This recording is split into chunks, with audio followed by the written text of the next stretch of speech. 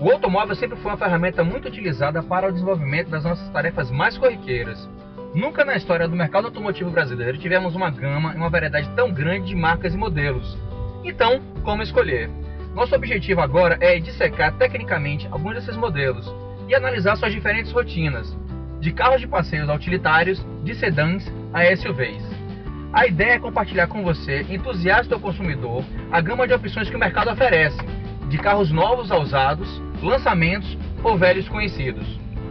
Então vamos nessa, no Test Drive Salvador.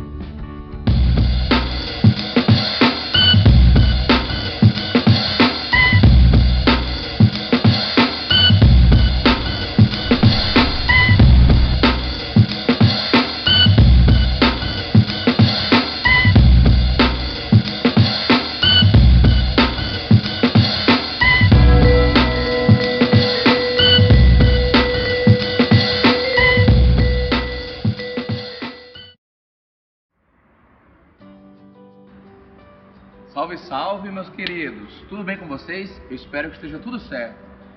Sempre me perguntei o que move efetivamente o mercado de automóveis aqui no Brasil. Qual a diferença entre o modelo de sucesso e o modelo de fracasso? Há uma série de exemplos para os dois casos no mercado nacional, mas um em particular chama muito a minha atenção.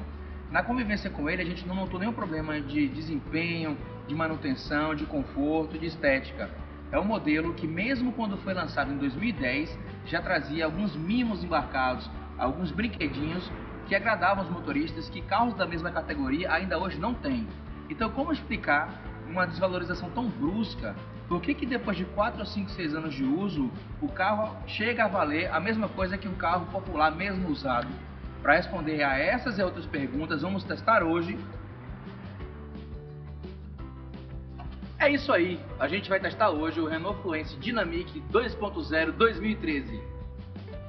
O Renault Fluence chega no Brasil no Salão do Automóvel de 2010, vem para aposentar o então cansado Renault Megane, arma da montadora francesa para tentar competir com o Toyota Corolla, Honda Civic e demais opções do nicho de sedã médio no país. Mas diferente do modelo antecessor, o Fluence passa a não oferecer uma versão Station Wagon e traz várias novidades positivas para erguer o nome da marca no Brasil, principalmente no que diz respeito a motor e câmbio deficientes no Megane.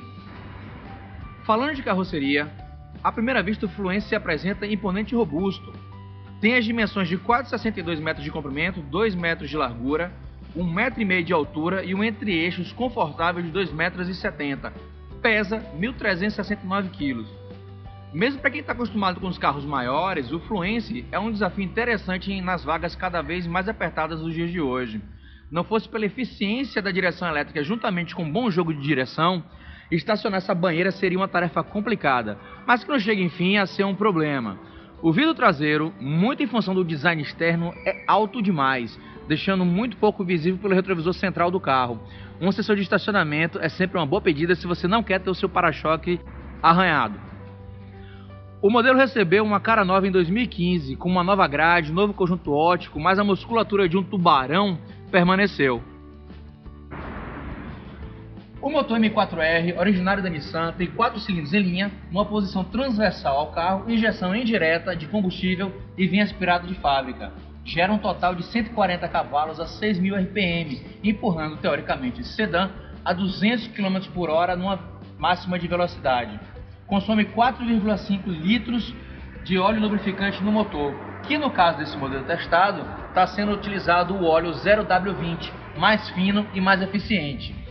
Cabe uma observação importante: no Brasil, os motores flex são basicamente motores a álcool com uma taxa de compressão adaptada para trabalhar no regime de gasolina.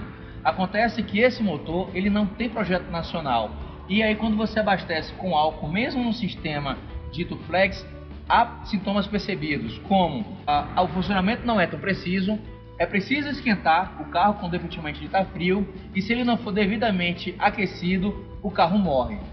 Mas, no mais, é um motor que permanece macio e silencioso, mesmo com os 110.000 km rodados por esse modelo testado. Inclusive, mantendo-se a manutenção em dia, pouco se nota que já rodamos mais de 110.000 km com esse conjunto.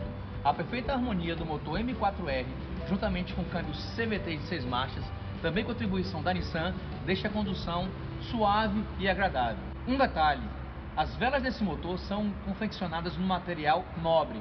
Não chegam a ser de irídio, mas são feitas em platina, o que duram 100 mil quilômetros. Isso tem um preço? Claro que tem. Um conjunto de velas, de 4 velas desse motor, custa no mercado paralelo R$350. A direção elétrica servo-assistida é uma qualidade à parte desse carro. Combinada com a geometria da suspensão, faz com que manobras em lugares apertados não deixem o motorista no sufoco. Com regime progressivo na estrada, por exemplo, é sensível ao aumento da precisão à medida que a velocidade aumenta. A suspensão não é nenhuma novidade. O sistema McPherson na dianteira e barra de torção na traseira é uma receita de bolo muito usada, muito vista por essas bandas. Uma pena, uma suspensão independente na traseira seria uma cereja do bolo no carro com esse desempenho. Os freios usam discos ventilados na dianteira e discos sólidos na traseira. Conta, logicamente, com o sistema ABS, só que de terceira geração. É um tipo de sistema que já não causa tanto aquele desconfortável tremor no pedal do freio quando uma frenagem brusca é solicitada. Os discos poderiam ser maiores. É comum durante a condução, numa frenagem mais robusta, achar que o sistema não vai dar conta de parar um carro desse tamanho.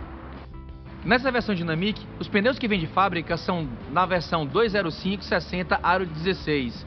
Ponto negativo. Se você já teve a experiência de procurar por esses pneus, vocês vão saber que é muito difícil de achar. A medida mais disponível no mercado é a 205/50 aro 16. Tem diferença? Claro que tem. Se o objetivo não é mudar o comportamento original de fábrica, é melhor manter as medidas originais. Outro ponto contra a essa disposição é a furação das rodas. A medida 5/114 torna quase impossível substituir as rodas originais por outras que não sejam da marca Renault. Nas francesas, essa medida é exclusividade da Renault. No máximo, pode-se aumentar o aro usando rodas de versões superiores do Fluence ou intercambiar com modelos da Renault Duster, que tem a mesma furação. Fora isso, é um trabalho de garimpeiro conseguir personalizar este quesito no seu carro. E aí vocês me perguntam, com relação aos acabamentos de carroceria e da parte interna do carro, o que a gente pode dizer? Alguns pontos a se mencionar nesse quesito. Os frisos protetores são instalados na base inferior das portas. São mais estéticos do que funcionais, não protegem tanto a lataria, mas deixam o carro com um aspecto mais interessante. As extremidades dos para-choques são desalinhadas na união com a carroceria. Mantê-las alinhadas é sempre um problema. Por dentro, mesmo nessa versão sem bancos de couro, o aspecto é agradável e convidativo. Os mostradores têm uma combinação de cores elegante e são bem posicionados.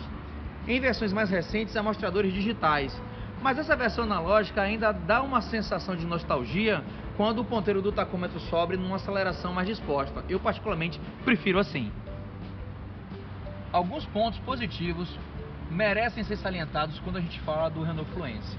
Um dos menos presentes nesse modelo desde sempre é a chave cartão. Com ela a gente não tem mais a necessidade de uma chave para poder destrancar, entrar e ligar o carro. E o mais legal, nessa versão do Fluence, que supera a do Megane, a gente não precisa estar com a chave nem no painel para o carro poder ser acionado. Você, quando se acostuma com esse sistema, com o sensor de start-stop, você acha que ter uma chave para poder ligar um carro, destravar um carro, ter que acessar, usar as mãos para entrar no veículo, é um retrocesso à idade da pedra. Outro ponto que merece ser mencionado no Renault Fluence é que nele a gente consegue controlar a abertura e o acionamento dos vidros das portas traseiras por um botãozinho que tem aqui no console da porta. Quem tem criança e tem um carro 4 portas sabe que essa combinação é muito perigosa e desconfortável quando você precisa ir nas portas traseiras, abri-las e com a cabeça da chave do carro fazer aquele ajuste naquele interruptor que tem para que as portas não abram mais. Nesse caso, é só apertar esse botão e esse problema está resolvido. Ok. Depois de tanta informação sobre a parte técnica, consumo, desempenho, de onde vem o motor, como funciona o câmbio, etc., vocês me perguntam, esse carro anda? Anda. E como anda? E não precisa pedir 2 vezes.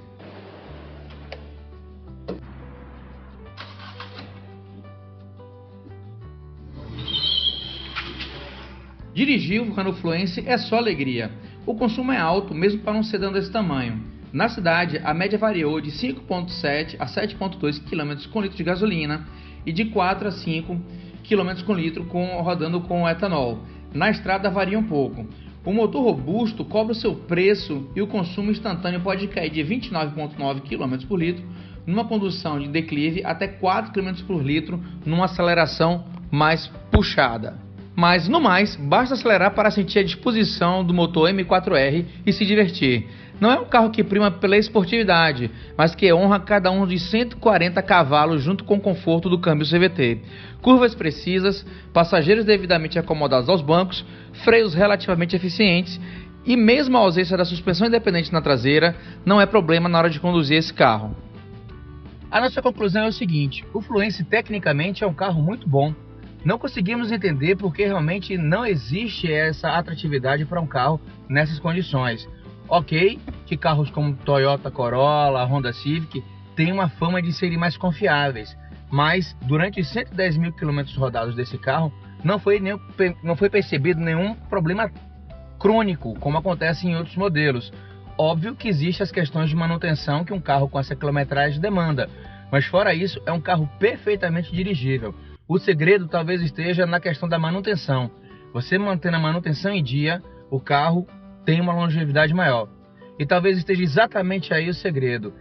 Trata-se de um senhor que está envelhecendo de uma maneira saudável e confiável.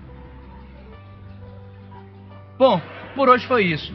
A nossa intenção é manter o canal perfeitamente atualizado. Nos próximos episódios vamos testar outros modelos, alguns 0 km, outros já rodados e quem sabe alguns clássicos a gente tenha a oportunidade de conhecer de dentro para fora e dissecá-los tecnicamente. Fiquem ligados, dê um like, curta o nosso canal e obrigado!